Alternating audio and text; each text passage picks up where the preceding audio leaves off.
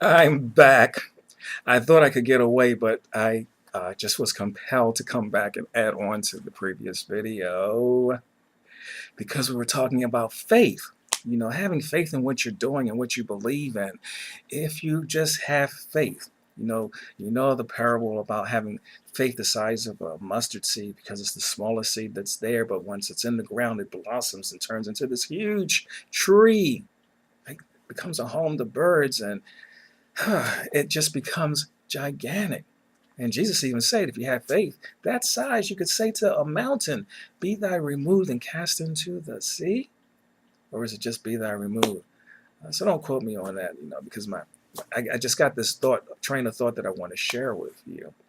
So if I'm mistaken about something, charge it to my head and not to my soul, or I forgot how the saying goes. I think it's charge it to my mouth. I don't know what it is, but it's a saying apparently that I don't use very often, but I will check into it and find out what exactly it is that is said there. But I was listening to one of my mentors. I have this new mentor. I'm going to tell you about this new mentor I got later on, because if I start talking about what God has done in my life now by bringing this person into my life, I won't get done. But let me get back on this train of thought. Anyway, I was, doing my meditative walk, and as I was walking, I was listening to some of his podcasts, and he made a comment about how that there was a Quaker saying that states that when you pray, move your feet. And in essence, it's like if you pray for an answer to a problem that you're having, if you have that faith to believe in your prayer and believe that you've taken it to the place that you need to take it, and believe that you're in the position to receive an answer to that prayer, move your feet. Don't sit around and say, okay, well, my answer is going to come. Okay, now all I got to do is sit here and watch the mailbox, and maybe a check's going to come in the mail. If I play this number, would that be the answer to my money problems? No. When you pray, move your feet. Do something. Go out there and show that you are looking for that answer.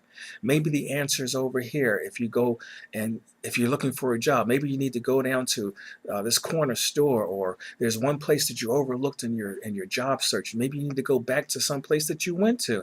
You need to move your feet. You need to do something. You need to show that you're going to act upon your faith and what you believe, because the answer is there in accordance to what you do. So you pray, you believe, and then you do. You get up and move your feet.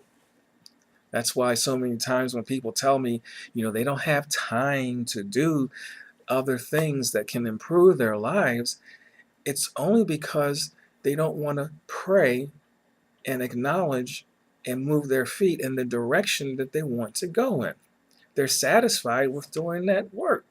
I hear people now, and my family knows that I'm always joking them about it, and they always talk about how, as soon as I see a doorway for me to open up and say something about working for yourself, I take that opportunity and put a plug in there all the time.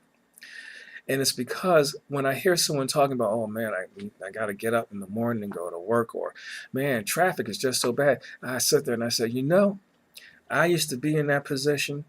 I would get up, and this is the truth. I would get up and leave my home 2 hours early, because if there was no traffic, I could get to my job in about 15 or 20 minutes using the highways or even the back roads. It wouldn't take that long.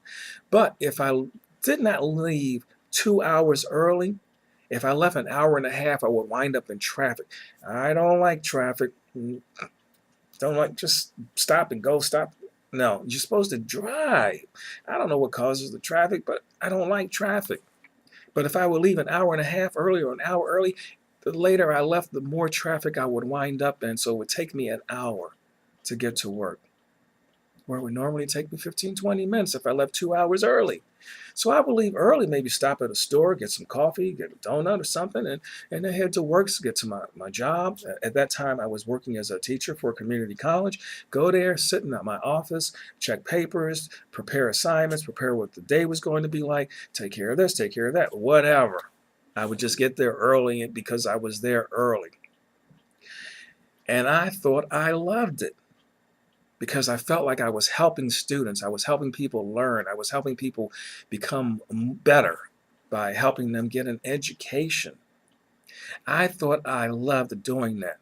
I was working days and nights and on Saturdays teaching. And I loved it. Was making a whole lot of money. I thought I had made it. I thought, oh, this is the American dream. Oh, to leave the house 2 hours early. Yes, to get to work, to be early there, and to be doing work before it was time for me to do work. To work 8 hours during the day, then to work another 4 hours during the night. Teaching Monday through Friday, and then Saturday, my day off, go to work and help students do some lab work on Saturdays. I love it. I thought I loved it. But now I can look back and say, And I know many people are out there working just like that. Many people are getting in the traffic because I see it when I turn on the television and look at the traffic report sometime. I don't admonish looking at television, or I got another story to tell you about TV, because TV is, one of my mentors has always stated, is an income reducer. Because if you can pull yourself away from the television and use that time to benefit yourself by listening to self-development, reading scripture, motivational information, you do better off than sitting in front of the income reducer. But that's another video. It might come up some other time. But anyway, if I happen to turn on the television and see the traffic, there was always traffic. You see pictures on the internet of people in traffic. And I thought I was escaping all that by doing that extra 2 hours and staying at work. I just lived at my job. I didn't realize that I was trading dollars for hours and wasting my family life, my family time, my friend time. Anyway, if you pray, and I know this will work if you do it, because if you pray and then do something behind that prayer, be motivated to go out and get that answer. Don't sit back and wait for the answer to come to you. Do something, because there's something I can add to that too, but I'll do that sometime later. I'll have to keep notes about these things. Y'all have a blessed day, night, or afternoon. God bless. Peace.